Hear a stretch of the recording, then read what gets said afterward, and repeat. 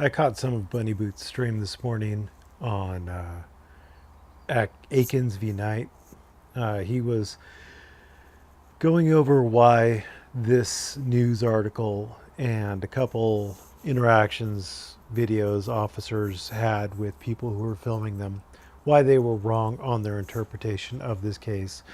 And while I agree with him in his observation that this case does not mean that citizens don't have a right to film public officials in public, I don't think that he analyzed it appropriately. I well, let's just go over it, and you'll see where I came to different agreement or different opinions than he did. So this is the U.S. Court of Appeals case. He said it doesn't make any precedent. It does. It totally does. Terrible precedent, or at least it wasn't good. I don't like it at all. I think the whole thing is pretty retarded and not very well written. Um, in the opinion of the Court of Appeals, it's broken down into two sections. First section is the facts. The second section is the analysis. Part A of the analysis is the recusal. The judge did not recuse herself. They discussed that. They find that she didn't have to recuse herself. Because she didn't have to recuse herself, therefore they can look at the opinion itself. They said that it was decided appropriately, and they also had the gall, the unmitigated gall, to say that the court didn't err in its thorough and well-reasoned opinions. Um, Bunny Boots also said that he thought it was well-reasoned with lots of citations. I don't know exactly why he thought that that mattered, but it's not a. I hope that by the time we're through with this, you will see that at least in the parts that we are interested in, the First Amendment parts, it's a terribly decided case. And I also want to point out one other small area. And I'm going to start off with the small area first. And that was in this part right here with Officer Sanders. Officer Sanders was patrolling in Columbia. I think this is like Missouri, so I don't know exactly what this is, but he saw a car exit what he considered to be a high crime neighborhood. That's all we have to go on it. He saw a car exit what he considered to be a high crime neighborhood. Sanders then began following it and observed that the occupants became animated. He observed that the occupants became animated. Now, recall this is at night, and he saw the occupants become animated. Now, I don't know how well you can see into a car at night that you're following it, but you can't see a whole lot of detail. And they could have been dancing to the radio, right? I mean, just became animated. That doesn't. First of all, this note 5 here, the subsection 5. This is his opinion that it's a high crime neighborhood. That's it. That's Officer Sanders' opinion. It's a high crime neighborhood. So that's strike one. I mean, it's one guy's opinion. Stop the presses, folks. So occupants became animated, and the driver began behaving differently once the driver noticed him following. Now, how did he know the driver noticed him following? I would ask that, because, again, having driven behind a lot of cars at night, you can't tell when the driver notices you. Engaging in what Sanders' training experience taught him was avoidance techniques, i.e., changing lanes multiple times and turning into a parking lot. Good God, y'all. Changing lanes multiple times and turning into a parking lot. All without committing any traffic violations that could have given Officer Sanders probable cause or a reasonable suspicion, actual reasonable suspicion to pull him over. That's retarded. According to Sanders' training and experience, that behavior indicated the occupants were trying to avoid contact with the police. Akins was the driver, and he admits he noticed the police car behind him, although he did not know at the time it was Sanders. Okay, great. But it doesn't matter that he admitted it now. Sanders said that he knows when Akins noticed him. Akins admit that as he was driving, he deliberately changed lanes 2 separate times to determine if they were being followed by the police car. And both times the police car mirrored Akins' lane changes. He changed lanes twice. 1 lane change, 2 lane changes. Akins' passenger, M. Carter, retrieved a video camera and began recording events as they unfolded. Oh my God.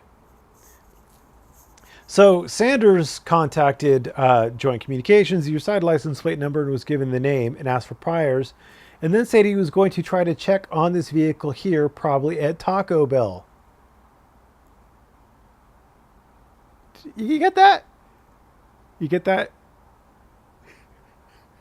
2 lane changes, leaving a neighborhood that Sanders thought was high crime, and he's already run the plate and stated he was going to try to check on the vehicle here, probably at Taco Bell. Akins then went into the drive-thru and ordered food. So now he's turned into some place, a parking lot, went through the drive-thru and ordered food. Huh. That's certainly suspicious. Oh my God. Well reasoned, right? We're still on well reasoned. I'm sorry. I just find this retarded. Sanders had been trained that individuals will use phones and cameras to video police to try to deter contact by officers. Even Bunny Boots knows that this is retarded. This is retarded. So Sanders parked in the parking lot. Akins got his order and pulled into an open parking spot. So he's trying to deter contact by officers, right? Sanders is parked in the Taco Bell parking lot. Akins got his order and pulled into an open parking spot. He didn't run. Sanders then saw the occupants begin to watch his patrol car. Well, that's suspicious, isn't it? Oh my God, that's totally suspicious.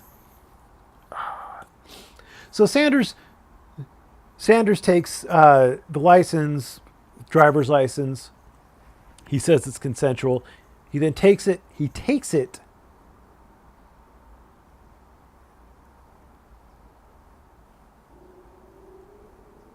And he runs it.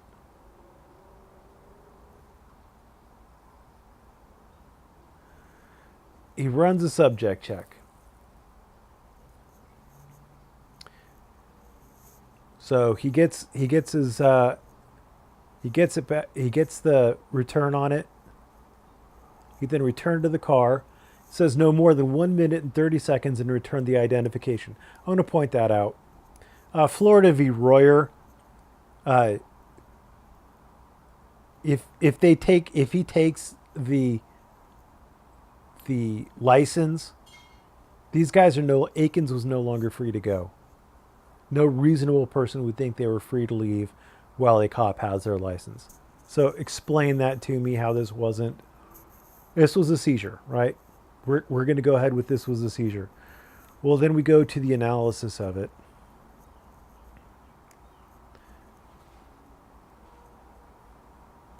Discussion, and we're going to go to the analysis.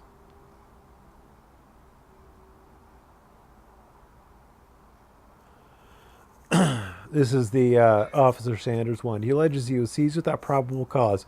He was seized without probable cause by Officer Sanders at Taco Bell. He was. Akins argues Sanders had no lawful basis to perform an investigative stop. He did not have a lawful basis to perform an investigative stop. Sanders argues that the encounter was consensual and Akins' constitutional rights therefore could not have been violated. It was not consensual. As soon as Sanders walked away without license, Akins was seized. Alternatively, Sanders argues he conducted a permissible investigative stop and at a minimum has qualified immunity. This judge thought that is the case, that it was a permissible investigative stop. So, so it permits it if they have reasonable suspicion that the vehicle or its occupants are involved in criminal activity. In such a case, the officers may briefly stop an individual and make reasonable inquiries aimed at confirming or dispelling the suspicion. What suspicion did he have? And what suspicion was allayed by running that driver's license? Did what so whatever suspicion was raised would have to be allayed by running the driver's license. So something must have tipped him off that maybe he had warrants, I'm guessing. Maybe he had a suspended license. But something has to confirm or dispel the suspicion, right? Because you can briefly stop an individual and make reasonable inquiries aimed at confirming the suspicion. He took the driver's license and ran it. Reasonable suspicion requires that the officer's suspicion be based on particularized objective facts, which, when taken together with rational inferences from those facts, reasonably warrant suspicion crime has been committed. So the objective facts, we're going to look at the objective facts, like 2 lane changes, him turning into Taco Bell, him becoming animated. And from those, reasonably warrant that a crime has been committed. Must be based on common sense judgments and inferences about human behavior. An individual's presence in an area of suspected criminal activity standing alone is not enough to warrant reasonable particularized suspicion that a person is committing a crime. I agree with that. That's Illinois v. Wardlow. But officers are not required to ignore the relevant characteristics of a location and determine whether the circumstances are sufficiently suspicious to warrant further investigation. It is a contextual consideration. It's relevant. The courts recognize nervous, evasive behavior as a pertinent factor in determining reasonable suspicion. Fine, great. Once an individual is aware that police are behind him, his choice of a circular route, changing lanes twice is not a circular route, or driving with no apparent destination, he went to Taco Bell, for fuck's sake, may strike a trained officer with as a similar attempt to avoid police attention. This is retarded. I hope you can see why this is a retarded opinion. When used by trained law enforcement, objective facts meaningless to the untrained can be combined with permissible deductions from such facts to form a legitimate basis for suspicion of a particular person and for action on that suspicion. Thus, in Wardlow, for example, the fact the defendant was present in an area of heavy narcotics trafficking and fled from the police without provocation justified an investigative stop. Okay, in Wardlow, there were several things that they noticed. The first thing they noticed was, number one, the high crime area. They knew it was high crime. They were sending a caravan of 4 police cruisers to the area for the purpose of catching of catching narcotics traffickers. Okay, this isn't just some schmuck cop who thinks, oh, he's pulling out of a high crime area. They were going there to catch these people. They were in a caravan to catch these people in a known high crime area. All right, they see this guy standing on the corner. Here we go. As the caravan approached, they observed respondent Wardlow standing next to the building, holding an opaque bag. He's standing there. No apparent purpose, holding an opaque bag in an area where there is known heavy narcotics trafficking. Respondent looked in the direction. This is in the daytime, so they could determine. He looked at the officers, saw them, and fled. Nolan and Harvey turned their car southbound, watched him as he ran through the gangway and an alley, and eventually cornered him on the street. Nolan then exited his car and stopped respondent. He immediately conducted a pat-down and searched for weapons because in his experience it's common for there to be weapons in the near vicinity of narcotics transactions. During the frisk, he squeezed the bag respondent was carrying and felt a heavy hard object similar to the shape of a gun, opened the bag, and discovered a handgun with 5 live rounds of ammunition. He arrested Wardlow. So what we have here, we have particular facts It was a known high crime area, not just the particular officer who's on the hook for a 1983 lawsuit saying it. We have a caravan of 4 police vehicles going to the area specifically because it is a known narcotics trafficking area. That's difference 1. Difference 2, it's daytime.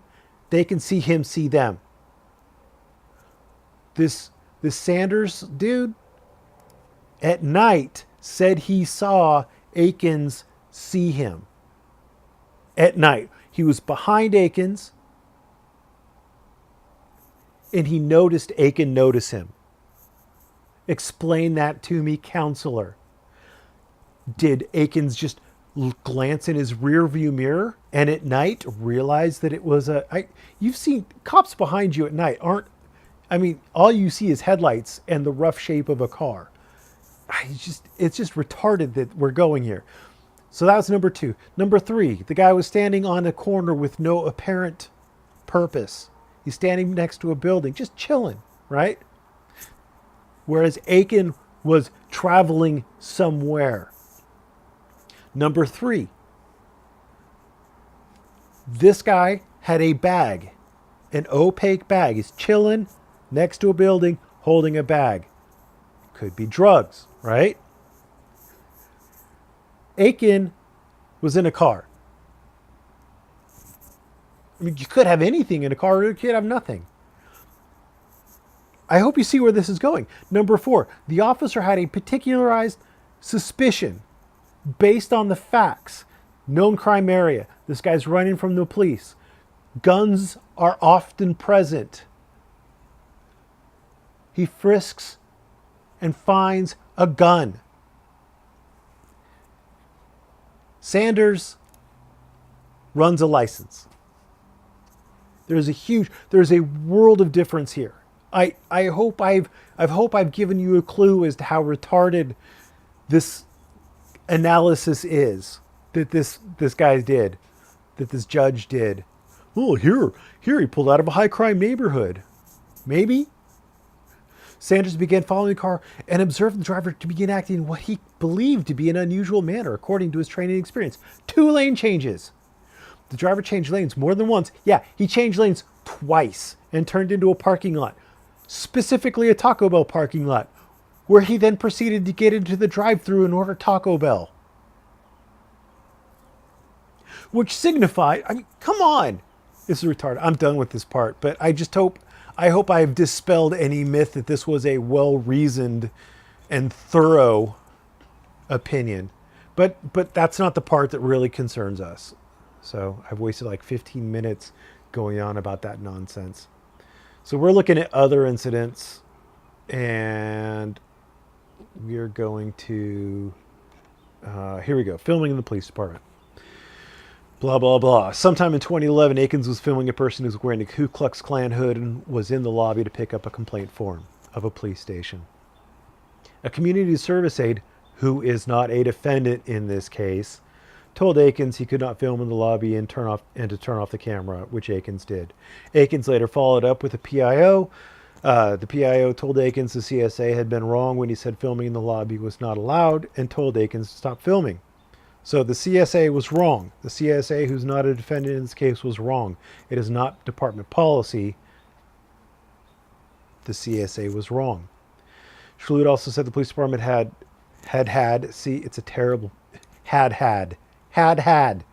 please. Schlude also said the police department had to follow up with the CSA so he'd know that what he told Akins was wrong. The CSA was not disciplined for asking the filming to stop. It is not department policy. So the only person in the wrong in this, potentially in the wrong, would have been the CSA.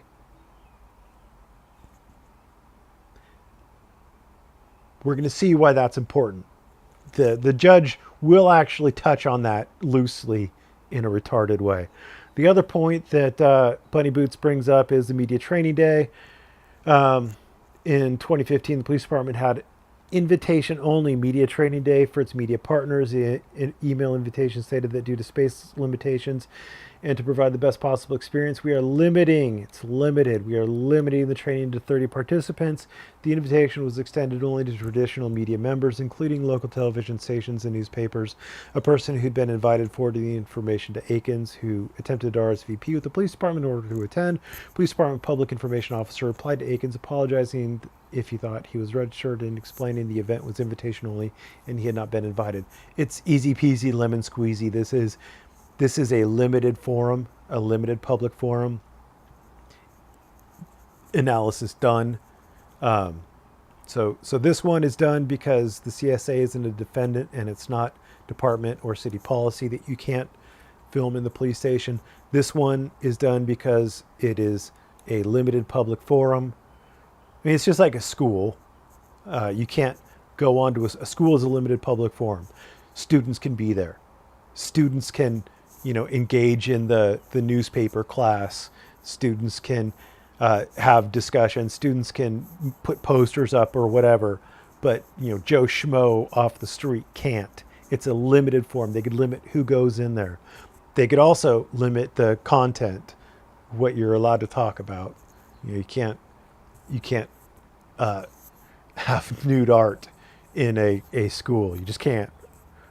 Playboy isn't allowed. It's allowed other places, but you can't have Playboy. It's limited. There's limitations in a limited forum. We'll just stop there.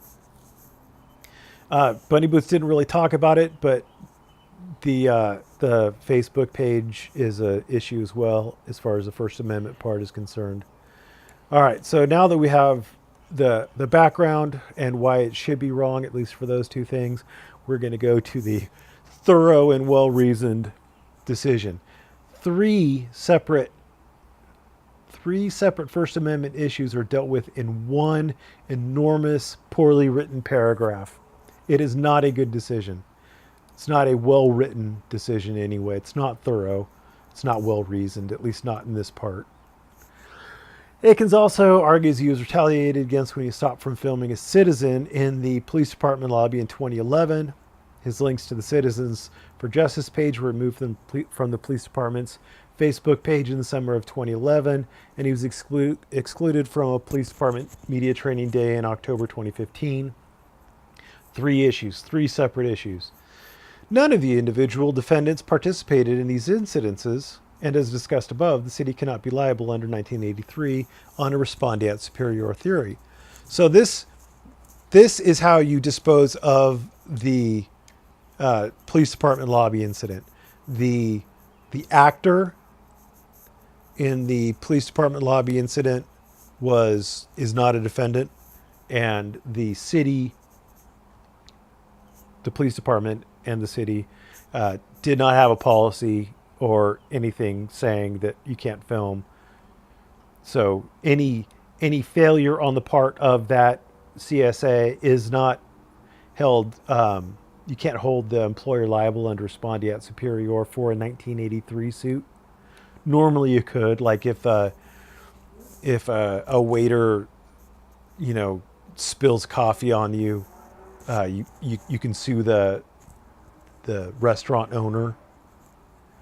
It doesn't work like that under 1983. They actually have to have, the city would have to have a policy that the police were following to deprive you of the rights. Then you could sue the police officer who deprived you of your rights, and you could sue the city who had the policy that the police officer was following that deprived you of your rights. So that first one is disposed of with that one sentence, and that is correctly held. Then it goes on, moreover, Akins points to no unconstitutional municipal policy or custom. Okay, what kind of a test are we doing here? We don't know. It's poorly reasoned. Further, he has no constitutional right to videotape any public proceedings he wishes to. This comes out of nowhere. What public proceeding was he trying to videotape?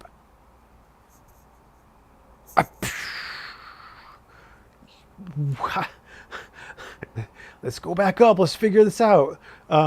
So he's filming a guy in a KKK hood that was in the lobby picking up a complaint form.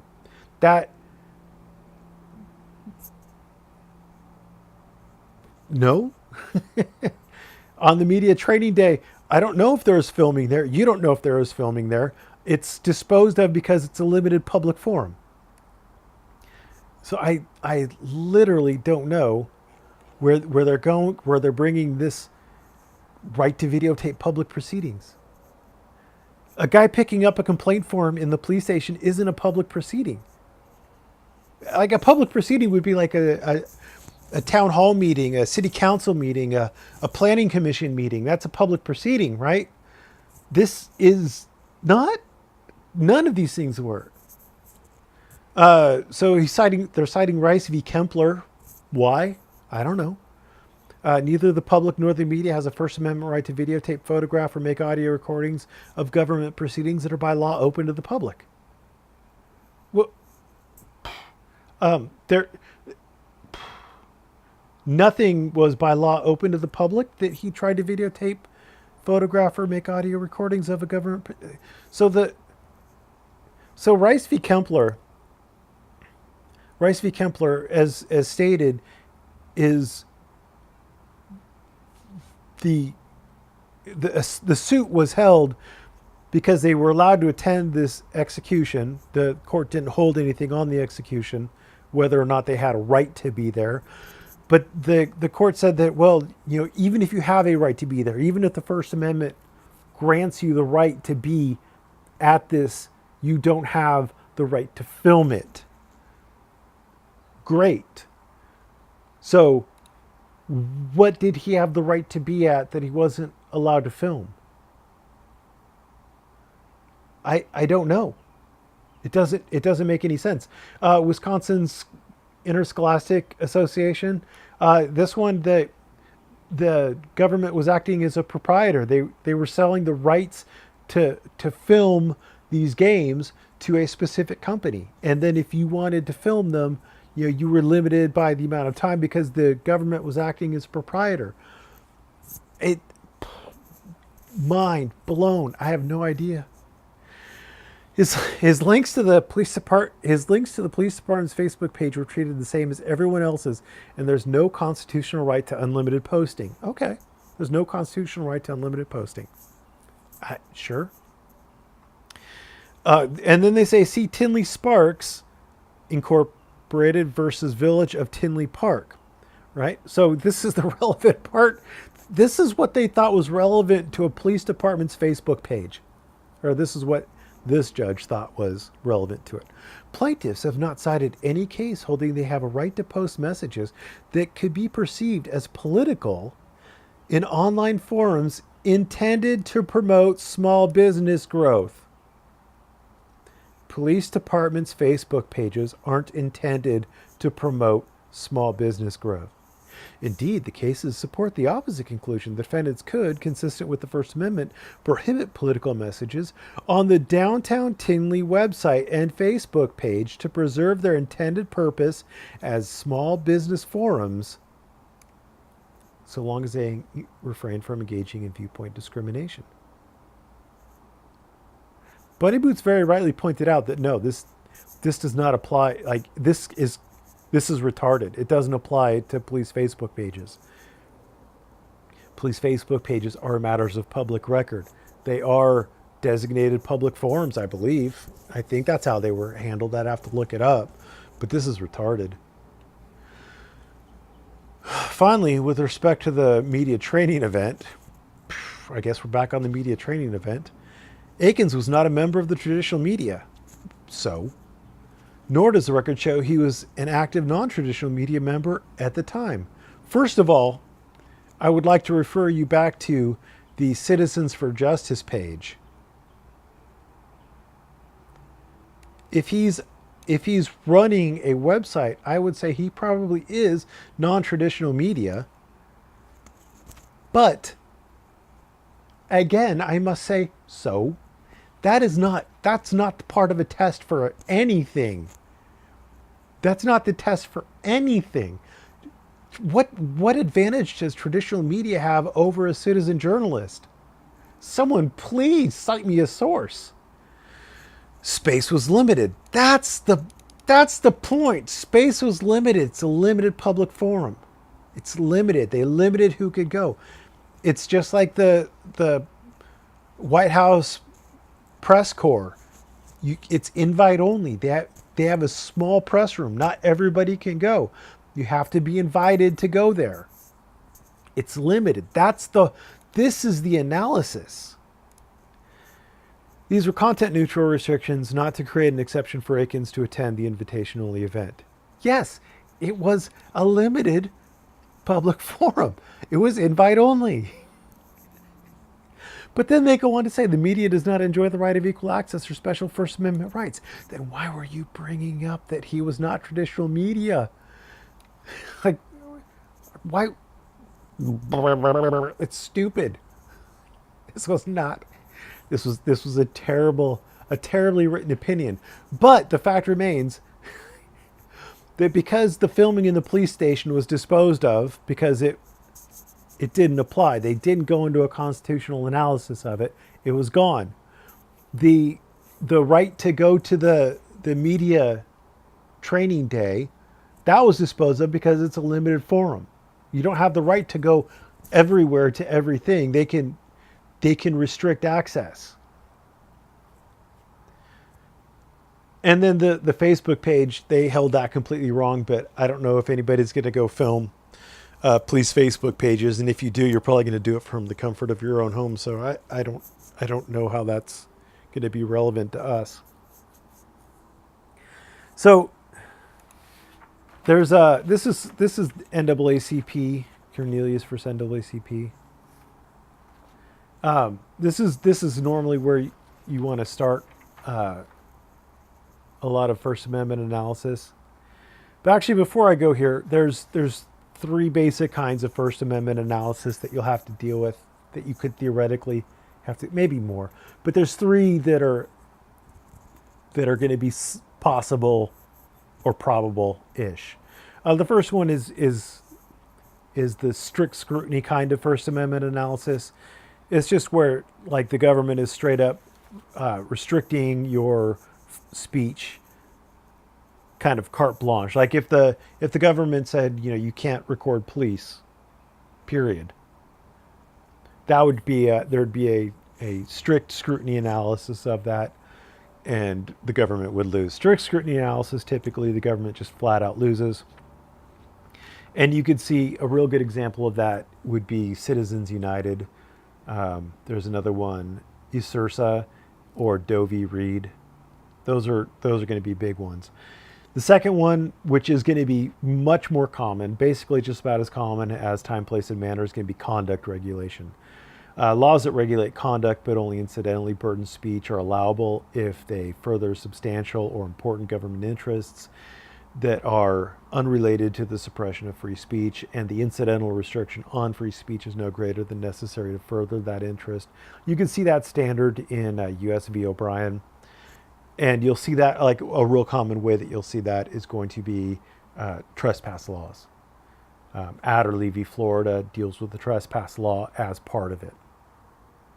And then you'll see the time, place, and manner restrictions. And that's what, the reason why I'm bringing up that there's multiple is because Bunny Boots got distracted on the time, place, and manner.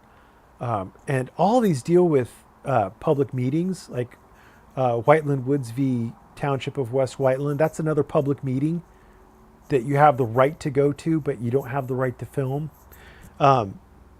Courts, you have the right to go to, but you don't have the right to film. They may allow you to film, but you don't have the right to film. It's not a First Amendment guaranteed right. If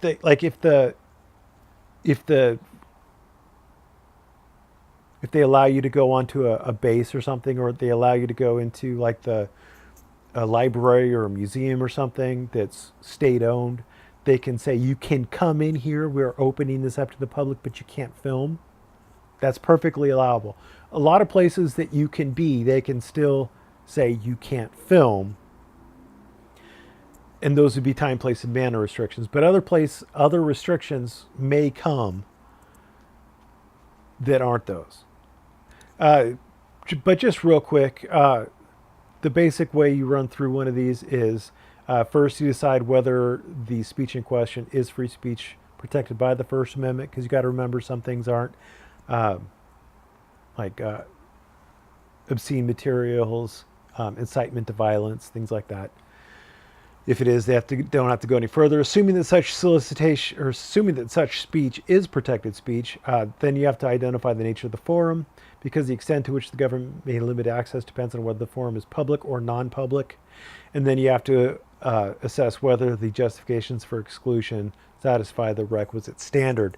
Now there are beyond public and non-public; those are the big ones. There's also designated public forums, which can be limited or unlimited. So Rice, this is the one, Rice v. Kemper. They do talk about that you can consider it to be a content neutral time, place, and manner restriction on speech. Time, place, and manner restrictions don't always have to be content neutral. But once you're in a designated public forum that is unlimited, then it has to be content and viewpoint neutral. If it's in a non-public forum, or if it's in a limited public forum, then they can restrict content. So I was just pointing that out. In general, this is it's caught. Here we go. This is the last one that I'm aware of. This is the last Court of Appeals. This is Third Circuit. They joined in with all of the other circuits that have ruled on it specifically. So Third Circuit joins with 1st, 5th, 7th, 9th, and 11th. All of them agree that the First Amendment right to record police act. There is a First Amendment right to record police activity in public. By public, they do mean traditional public forums or designated public forums that are unlimited. This is the International Society for Krishna Consciousness. They break it down a little bit more. This is the under this approach, regulation of speech on government property that has traditionally been available for public expression. This is the traditional public forum. This is sidewalks, parks, streets. Is subject to the highest scrutiny. That means it's the hardest for the government to restrict your rights there. Such regulations survive only if they're narrowly drawn to achieve a compelling state interest. Second category of public property is the designated public forum, whether of a limited or unlimited character. Property of the state is open for the expressive activity by part or all of the public. So designated public forums can be limited or unlimited.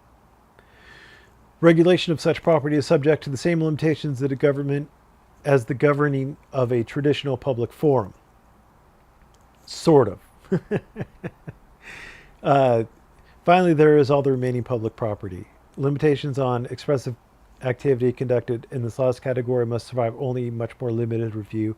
The challenge regulation need only be reasonable as long as the regulation is not an effort to suppress the speaker's activity due to disagreement with the speaker's view.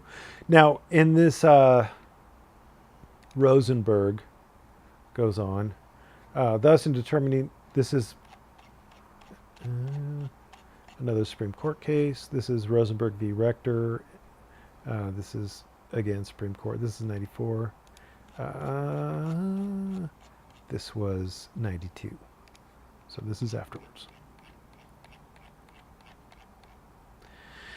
Thus, in determining whether the state is acting to preserve the limits of the forum it has created, so the exclusion of the class of speech is legitimate, so they can exclude classes of speech. They could also exclude people, as is evidenced by schools.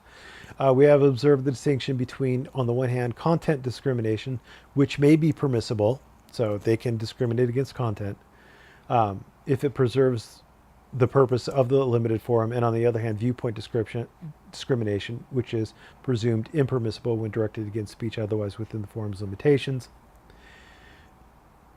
So, broken down, that means that in a traditional public forum, that's streets, sidewalks, and parks, the burden on your speech has to be content neutral, as both subject matter and viewpoint.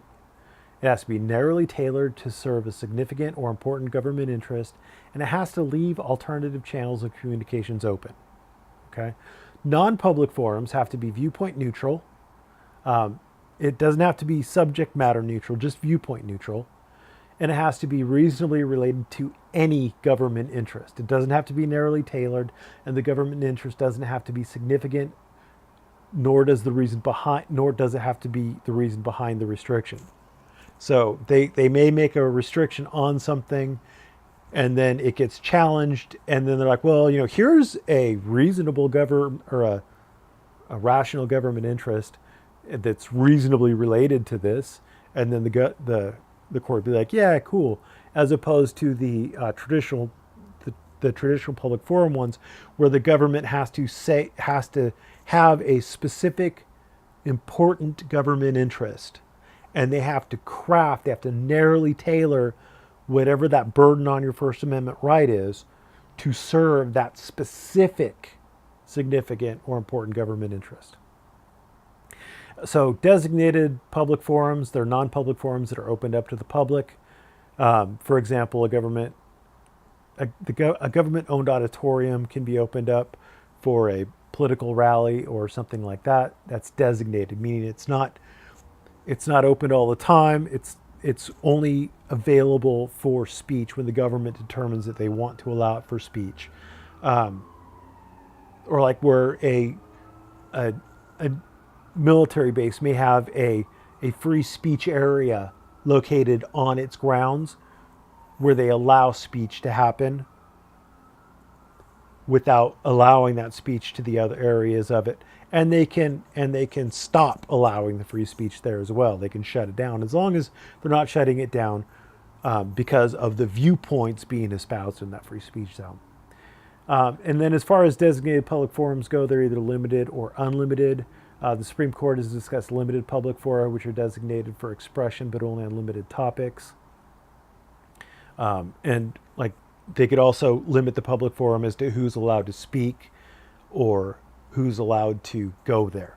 So, for example, if the government was going to open up an area to have a speech where the president would address everybody, the president is allowed to speak there, but that doesn't mean that you get to go up there and speak. And then, like, again, back to the press corps, back to schools, the government can limit, in a limited public forum, the government can limit who can go there, as long as, and they can limit, like in school, they could limit the content, like in a school newspaper, they could limit who works on it, just the students. They could limit the content of it. So they could say you can talk about this issue, but you can't talk about this issue. But they can't address the viewpoint of it. So if they allow a topic like the gun debate to be like editorialized in the school newspaper, they could say, yeah, you could talk about the gun debate, but they can't say, or at least they're not supposed to say, you can only talk about pro-gun, or you could only talk about being anti-gun. Finally, I'd like to leave you as far as the legal analysis. This is Adderley v. Florida. This is like the backbone of like Greer and all the other cases that talk about non-public forum. The really interesting thing about this case is it does have a why am I blanking? A conduct regulation, because they're talking about this Florida trespass statute. But then they also talk about a non-public forum, and that is the part that I continually bring to people's attention. And the state, no less than a private owner of property, has power to preserve the property under its control for the use to which it is lawfully dedicated. For this reason, there is no merit to petitioner's argument that they had a constitutional right to stay on the property over the jail custodian's objections, because this area chosen for peaceful civil rights demonstration was not only reasonable but also particularly appropriate. Such an argument has its major unarticulated premise, the assumption that people who want to propagandize protests or views have a constitutional right to do so whenever and however and wherever they please. That concept of constitutional law was vigorously and forthrightly rejected in two of the cases that petitioners rely on. We reject it again. The United States Constitution does not forbid a state to control the use of its own property for its own lawful, non discriminatory purpose. So, that to me is a very big deal. A lot of there's a reason why First Amendment websites, like law schools will have websites that talk about First Amendment principles. They will list jails, they'll list airports, they'll list why am I blanking? Military bases and government offices in general as non-public forums. And this is why it's all based on Adderley and its progeny. Finally, as to filming in courts, you don't have a right to do it. Obviously, the Ninth Circuit does allow for filming. It is based on it's only for civil matters, because federal rule of criminal procedure rule 53. This is just for criminal cases. Courtroom photographing and broadcasting prohibited except as otherwise provided by statute or these rules.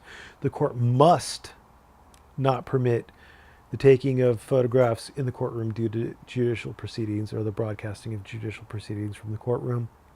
The Ninth Circuit has rules that allow in civil cases, if the judge allows it, the judge may allow it, certain portions of a civil case to be recorded.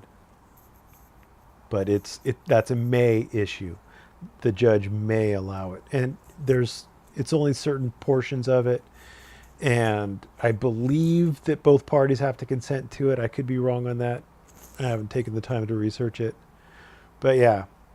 So I hope this was informative. I hope I've cleared some things up as to it's not just time, place, and manner restrictions. It's in a lot of cases, it's not time, place, and manner restrictions that are going to restrict filming of police officers. It could be like when these guys are going into police stations and post offices, they're really skating on thin ice. It's just a matter of time before someone does get arrested on criminal trespass for doing it, and they're going to find out the hard way that the 2010 DHS memo isn't going to save them, and that 148G isn't going to save them. So yeah, the big one is going to be that is trespassing. And then time, place, and manner, it's pretty apparent that time, place, and manner, you can film the police provided you don't, interfere with their investigations and things like that. So I hope I've been informative. I hope maybe you understand a little bit better the hows and whys and why this case was so terribly written. And have a great day.